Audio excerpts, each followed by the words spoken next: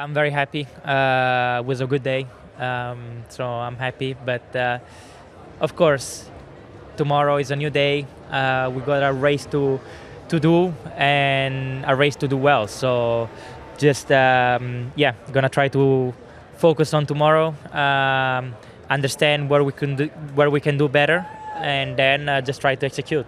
I feel like I understood a few things this weekend that are going to be very helpful going forward, so that is a positive.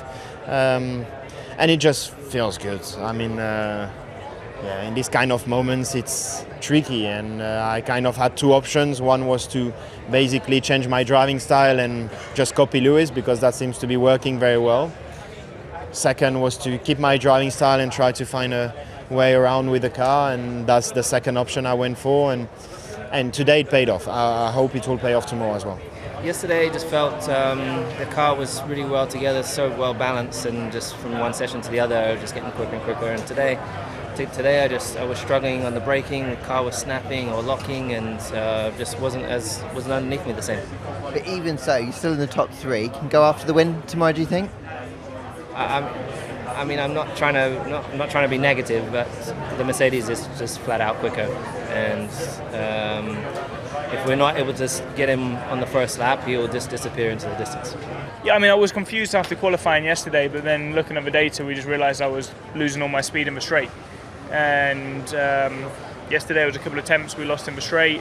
We thought we found the issue this morning, but it turned out to be a bit of a bum read. And same again now, just looking at the speed traps, it was like 6k down in the last sector, 3k down in the mid sector, and it's not just to Kimi, it's just to all the Mercedes cars, so Mercedes powered cars. So we don't know what's going on. The team are working hard to understand what it is, but for sure it makes it a bit frustrating. I think yesterday I was fairly happy with the car. I just made a step, I think, day two, made a step driving wise, and very little mistakes. So no, I think that was good, but still, hits hard when you're 6 tenths behind Paul after like a very good lap. And the thing is, I feel like the car is pretty good, so it's hard at the moment to see how we can do to fight ahead. Yeah, it's pretty poor really in terms of gap to the cars ahead. I thought my lap was pretty strong. It was my best lap by half a second, so thankfully I was not 1.3 seconds off. It was a good lap. I got, I think, everything out of it. So we're just slow. I thought we improved the car in some areas, but we need to understand, we're just slow in the straight. We're slow in every corner. It's just the car's not very efficient. We lack downforce and we have too much drag. So we're in a pickle. Yeah, two things. The whole session, of course, not a good balance, but at the same time, terribly slow on the straight for whatever reason, even compared to the other cars. So we couldn't fix it from the first run till the end. And when you're slow on the straight here, you're more full throttle, you burn more battery. So it's just like a spiral, and it just gets worse and worse throughout, to the end of the lap. It's like a double whammy, so it's extra painful.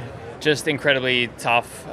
We thought we made some decent improvements to the car, but I don't know if we just struggled a lot more in these windier conditions or what happened, but it was a real handful. Overall it's good. It wasn't as plain sailing as I would have hoped. It wasn't easy in Q1. I wasn't particularly happy with the car, but the engineers and everyone on my side of the garage did a really good job. It was a real team effort. We chipped away with the tools, with the switches, to really get the car in a better window. I literally didn't improve from Q1. Went slower in every single session after Q1. So luckily the car was fast enough to go through, but compared to ourselves, we just went slower every session. So I don't really know. We completely lost the balance. We'll try and fix it, obviously. The race car today was okay, so hopefully it's good tomorrow. Well, I think it was T6, my corner, that I did a mistake. I lost the rear there and ended up losing quite a bit of time and left the team out there. I think Q3 was definitely a possibility today. And that feels like a good step, doesn't it, from what you were able to achieve in the comfort and the feel that you got with the car? Yeah, definitely. I think we did a good step from yesterday to today. Fighting with the racing bulls a bit closely now, it feels good. I think overall, unfortunately, we're just lacking pace, and it's a bit of a reality check. How much does that hurt? Because obviously you brought updates at the last race as well. Your team is trying to make progress. It probably just isn't overall, is it, the step that you'd be hoping I for? think we're making progress, but we just need to find bigger improvements to keep up with the train idea. I don't know, it's not the best of runs, not the cleanest of laps, and on the second lap, the last run in Q2 was a bit strange because the car which was directly ahead of me then didn't do the lap and pitted, so I had then no one in front of me anymore and lost a bunch of lap time on the straights by not having the indirect tow, I suppose. So that was a bit strange and frustrating and didn't help our case, but just not good enough, not clean enough, especially on my side. To be honest, I always try and get the most out of it, and today I feel like we did. It was tight in Q1, then in Q2 we looked to make a clearer step ahead of Williams, which is positive. I don't see a world where we finish better than P14 today. The car has been incredibly difficult.